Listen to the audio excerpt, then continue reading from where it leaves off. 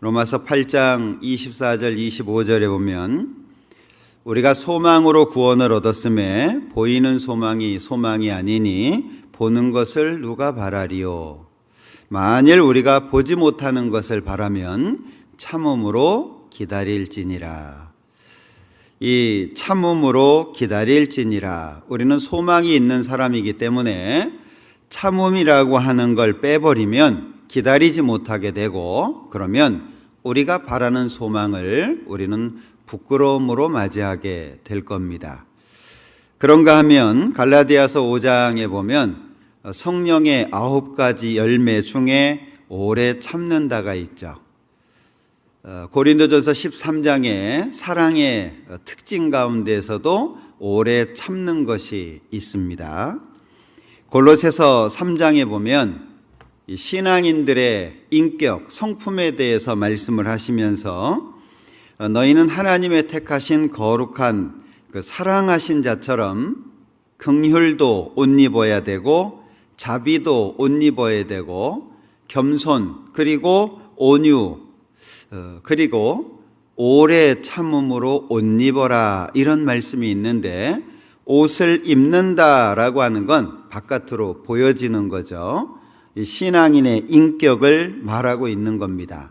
그러니까 구원을 받은 모든 사람들은 긍휼도 자비도 겸손도 온유도 오래 참음도 마치 옷을 입는 것처럼 신앙의 인격을 갖춰야 될 것을 말씀하고 있습니다. 그리고 디모데후서 2장 10절에 보면 내가 택하신 자를 위하여 모든 것을 참음은 저희로도 그리스도 예수 안에 있는 구원을 영원한 영광과 함께 얻게 하려고 하는 것이다 라고 말씀합니다. 그러니까 이 오래 참는다, 신앙인이 참는다라고 했을 때 그 참는 것은 굉장히 중요합니다. 특별히 우리가 신앙생활을 하면서 잘못 없이 하나님의 말씀대로 신실하게 살면 너무 좋겠죠. 그러나 살다 보면 실수할 때도 있고 또는 미혹을 받을 때도 있고, 그리고 어떤 경우에는 잘 하려고 했는데 잘못하는 경우도 생깁니다. 그때마다 하나님께서 징계를 하실 텐데, 히브리서 12장에 보면 너희가 참음은 징계를 받기 위함이라. 징계를 받기 위해서도 참는 것이 중요하다. 만약에 참지 못하면 하나님의 징계를 제대로 못 받을 거 아니에요. 전도서 10장에 보면 전능자가 네게 분을 일으키거든 너는 네 자리를 떠나지 마라. 공순이 큰 허물을 경하게 하느니라. 하나님께서 징계를 내리시고 진노하실 때 그 자리를 떠나지 마라. 공순히 공손한 마음으로 순종하는 마음으로 그 진노를 받아들이게 되면 큰 허물이 경하게 가벼워진다라고 말씀하고 있습니다. 결국 징계를 잘 받기 위해서도 참는 것이 너무 중요하죠. 그리고 사랑을 대표하는 사도였던 요한, 사랑의 사도라고 부르잖아요. 그런데 이 요한이 계시록 1장 9절에 나 요한은 너희 형제요 예수의 환난과 나라와 참음에 동참하는 자라. 나 요한은 동참하는 자라. 동참한다라고 하는 것은 같은 상황을 같이 견딘다, 그런 얘기잖아요. 그런데 나 요한은 동참하는 자다. 어디에 동참하냐? 참음에 동참한다. 그래서 베드로전서에 보면 세상에 있는 너희 형제들도 동일한 고난을 당하는 줄을 안다. 자, 우리에게 하나님의 자녀로 살고 있는 우리에게 인내, 즉 참음이라고 하는 것은 너무나도 중요한 부분입니다. 그래서 이 야고보서 1장을 중심으로 해서 인내, 즉 참음이라고 하는 걸 같이 좀 생각을 해보고 싶습니다. 자, 1장 4절에 인내를 온전히 이루라. 자, 자, 인내가 굉장히 중요하죠. 3절에 보면 이는 너희 믿음의 시련이 인내를 만들어내는 줄 너희가 알미라. 인내라고 하는 것 앞에 시련이라고 하는 것이 있죠. 어려움이 있다는 겁니다. 그러면 인내가 필요한 이유가 뭐냐? 어려움이 있으니까. 우리가 하나님의 나라에 들어가려면 많은 환난을 겪어야 할 것이다. 한 사람이 구원을 받아서 신앙생활을 하고 주님 오실 때까지 또는 개인적으로 죽음에 이르는 시간까지 신앙생활을 합니다. 그런데 그 신앙생활이라고 하는 것 자체가 죄악된 세상, 마귀가 임금으로 있는 이 세상, 아직 변화되지 못한 우리의 육체, 이런 것들로 인해서 많은 어려움들을 겪게 됩니다. 그러니까 그 어려움을 잘 이겨내고 승리해야 될 텐데, 그러려면 인내라고 하는 것이 필요하다는 거죠. 여기 인내라고 했을 때 인내, 인자가 참는다는 뜻이고 내자가 견딘다는 뜻입니다. 그러면 인내, 그러면 참고 견딘다, 이런 말인데, 괴로움이나 어려움 따위를 참고 견딘다, 이게 사전적인 뜻입니다. 그런데 이 인자가 참을 인자인데 한자적으로 보면 칼도자에다가 점을 하나 찍었습니다. 그러면 칼날 인자가 됩니다. 칼에다가 점을 하나 찍어서 칼날이 되는데 그 밑에 마음이 있어요. 그러니까 참을인이 뭐냐? 칼날을 마음으로 품고 있는 겁니다. 쉽지 않죠. 칼을 손에 쥐는 것도 쉽지 않습니다. 잘못하면 베일 수 있거든요.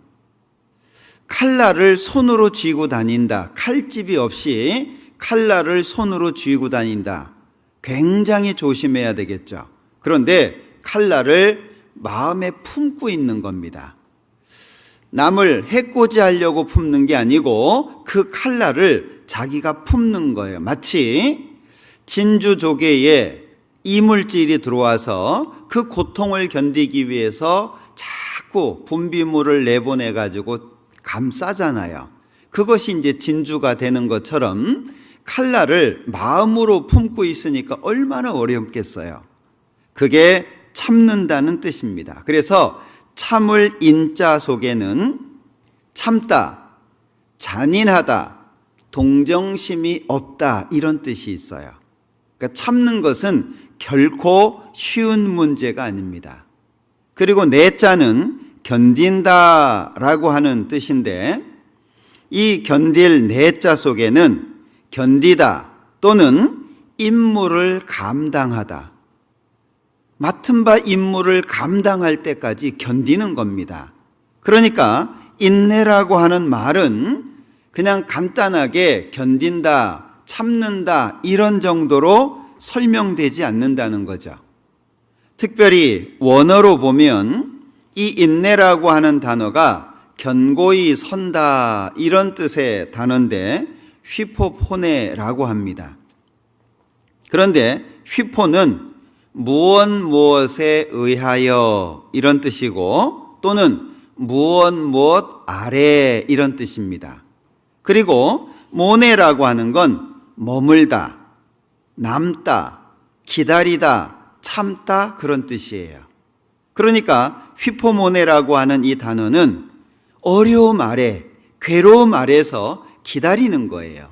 머무는 겁니다. 남아있는 거예요. 예수님께서 아무든지 나를 따라오려거든 자기를 부인하고 날마다 제 십자가를 치고 그랬잖아요. 날마다 제 십자가를 진다. 그러니까 십자가 아래 남아있고 머물러 있고 십자가를 내어버리려고 하지 않는 거예요. 그러니까 인내라고 하는 것 자체가 너무 중요한데, 어떤 사람이 하나님의 기뻐하시는 삶을 살고자 한다면 그에게는 반드시 인내가 필요하다. 하나님을 기쁘시게 하는 삶을 살고 싶다. 그러면 반드시 인내를 가져야 된다. 그래서 12절에 시험을 참는 자는 복이 있다.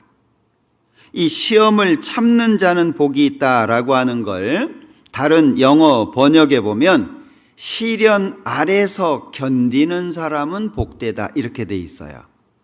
뭐 NIV라든지 또는 뉴 아메리칸 스탠다드 바이블이라든지 이런 버전들은 시련 아래서 견디는, 그러니까 시련을 시련을 피해 가려고 하는 것이 아니라 시련 아래서 남아있고 머물러 있고 견디고 있는 거죠. 그걸 인내라고 표현하고 있는 겁니다. 중국의 채근담이라고 하는 책에서 세상살이의 첩경은 견디는 것이다.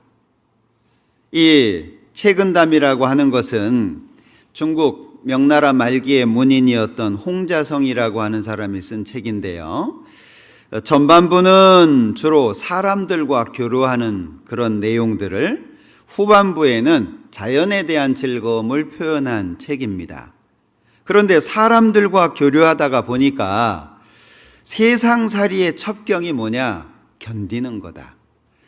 산에 오를 때에는 비탈길을 견뎌야 하고 눈길을 걸을 때에는 위태로운 다리를 견뎌야 하고 견딜 내자에는 참으로 깊은 뜻이 있다.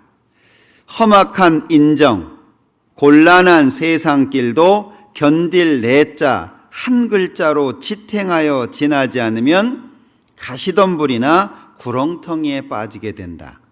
결국에 견디지 못하면 이 세상에서는 가시덤불이나 구렁텅이에 빠질 수 있다라고 말하고 있는 겁니다. 그러니까 사람들도 오래 살다 보니까 세상살이에는 견디는 게 많구나, 참아야 되는구나, 버텨야 되는구나.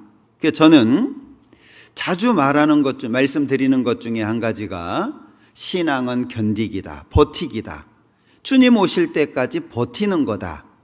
그게 견딜 내자로 설명할 수 있겠죠.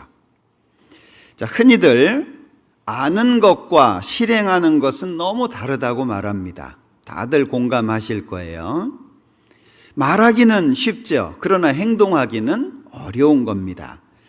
자, 그런데 아는 것과 실행하는 것은 너무 다르다고 말하는 그 사람조차도 그것이 얼마나 다른지 잘 모르는 것 같아요.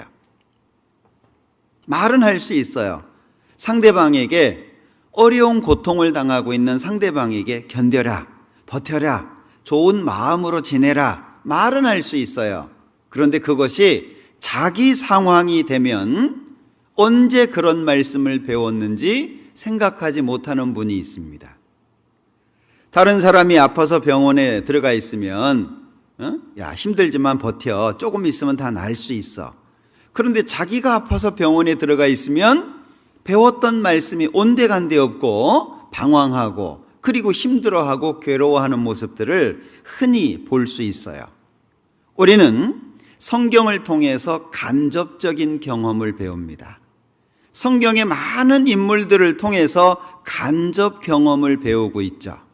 그런데 실제 상황, 그 간접적인 경험이 나에게 실제 상황이 되면 흔들리는 거예요. 분명히 말씀을 배울 때 그래, 참는 거야, 견디는 거야, 버티는 거야 생각했었는데 실제 내가 어려운 상황 속에 빠지면 힘들어합니다. 자, 우리에게 질병이 올 수도 있겠죠. 우리에게 경제적인 파산이 올 수도 있습니다. 우리에게 가족의 어려움이 올 수도 있습니다. 우리에게 예상치 못한 고통이 다가올 수도 있어요. 어떤 때는 아무도 없는 외로운 상황이 될 수도 있습니다. 그러면 우리는 어떻게 그 어려움을 이겨내게 되고 이겨내야 할까요? 이게 참 어려운 부분이거든요. 말하기는 쉽고 행동하기는 어렵고 타인에게 말하는 것은 쉽고 자신에게 말하는 것은 어렵고 그러면 말씀을 배울 때 어떤 자세로 배워야 되냐? 저것이 내 상황이 될 수도 있다. 다윗의 상황이 내 상황이 될 수도 있고 또 사울의 상황이 내 상황이 될 수도 있다. 요셉의 상황이 내 상황이 될 수도 있고 또는 야곱의 상황이, 욥의 상황이 내 상황이 될 수도 있다. 실제 나에게 대입을 시키면서 말씀을 배워야 된다는 거예요. 그냥 감상한다든지 성경에 이런 일들이 있구나. 성경에 이렇게도 말씀하시는구나. 그렇게 말씀을 배우면 우리는 신앙의 인격 중에 참음이라고 하는 이 인격을 배우지 못할 겁니다. 손에 든 것은 빼앗길 수 있지만 마음에 품은 것은 빼앗을 수 없습니다. 우리가 말씀을 배울 때 손에 들리는 것이 아니라 마음에 품어져야 된다는 거죠. 입에 발린 말은 아름답게 꾸밀 수 있습니다. 그러나 말한 대로 행동하기는 쉽지 않습니다. 함께 간다면 더없이 좋겠죠. 그러나 오직 나 하나만이라도 끝까지 가려고 해야 되지 않을까요? 나 하나만이라도 하나님의 말씀을 진정으로 배우려고 해야 되지 않을까요? 다들 지금 어려운 시대라고 얘기를 합니다. 코로나 얘기합니다. 말끝마다 코로나 때문에 라고 얘기를 합니다. 그러나 우리는 하나님을 믿는 사람이고 결국 영원한 천국에서 살게 될 사람입니다. 그렇다면 코로나라고 하는 이 상황 속에서도 우리는 어떤 마음을 가져야 될까요? 전화라도 또는 요즘에 인터넷이 잘 돼 있잖아요. 직접 찾아서 만나지는 못하더라도 서로 격려해주고 위로해주고 우리가 조금만 지나면 이 상황을 견딜 수 있다. 잠깐이면 오실 리가 오시리니 지체하지 아니하시리라. 우리의 마음을 기쁘게 하고 우리의 마음에 용기를 줄 수 있는 얼마나 좋은 말씀들이 많잖아요. 약속으로 주어져 있는. 우리는 상황에 짓눌려 살아서는 안 될 겁니다. 그러니까 손에 든 것이 아니라 입에 발린 말이 아니라 마음에 품는 말씀이 돼야 되고 행동으로 옮겨질 수 있는 말씀을 우리는 마음에 품어야 될 겁니다.